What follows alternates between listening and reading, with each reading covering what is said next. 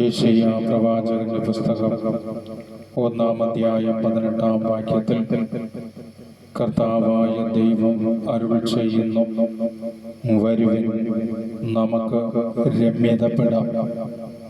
നിന്റെ പാപങ്ങൾ കടും ചുമപ്പാണെങ്കിലും മഞ്ഞ് പോലെ വെണ്മയുള്ളതായി തീരും. അവ രക്തവർണ്ണമെങ്കിലും കമ്പിളി പോലെ വെളുപ്പിക്കപ്പെടും. അനുസരിക്കാൻ സന്നദ്ധരെങ്കിൽ നിങ്ങൾ ഐശ്വര്യം ആസ്വദിക്കും. അനുസരിക്കാതെ ധിക്കാരം തുടർന്നാൽ വാളിന് ഇരയാകും. അനന്ത സ്നേഹമാകുന്ന സർവ സൃഷ്ടികളുടെ പിതാവായ നല്ല ദൈവമേ, ഒരാത്മാവ് പോലും നശിച്ചു പോകുവാൻ ആഗ്രഹിക്കാത്ത കരുണയുള്ള നല്ല ദൈവമേ, വെറും പൊടിയും ചാരവുമായ മനുഷ്യരെ എല്ലാ പാപങ്ങളും ക്ഷമിച്ചുകൊണ്ട് രമ്യതപ്പെടാൻ വിളിക്കുന്ന നല്ല ദൈവമേ, ഈ പ്രഭാതത്തില് തിരുമുൻപിലിതാ വിശ്വാസത്തോടെ നിലവിളിക്കുന്നു.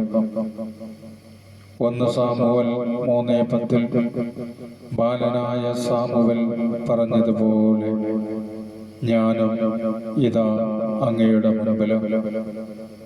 പിതാവേ, ഏറ്റുപറഞ്ഞ് പ്രാർത്ഥിക്കുന്നു.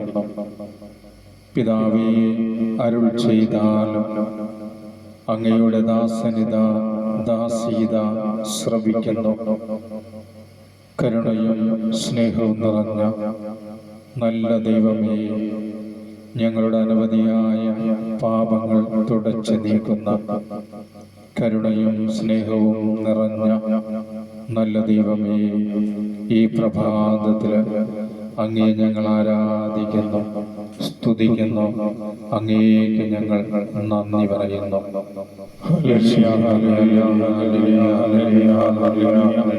പിതാവായ ദൈവമേ, പുറപ്പാട് 15:26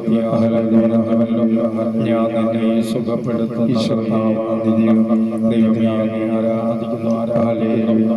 ഞങ്ങളുടെ നാഥനുമായ യേശുവേ, കർത്താവായ യേശുനാഥ, ഈ പ്രഭാതം സ്തുതികളെ ആരാധന ദൈവമേ, സ്തുതികൾ ആരാധിക്കുന്നു, നന്ദി പറയുന്നു.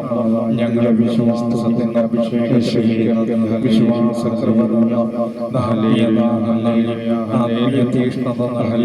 ഞങ്ങളെ നയിക്കുന്ന സത്യത്തിന്റെ ആധാരമായ നല്ല ദൈവമേ, ഞങ്ങൾ അങ്ങേ സ്തോത്രം ചെയ്യുന്ന ദൈവമേ, ഹല്ലേലൂയ ഹല്ലേലൂയ ഹല്ലേലൂയ.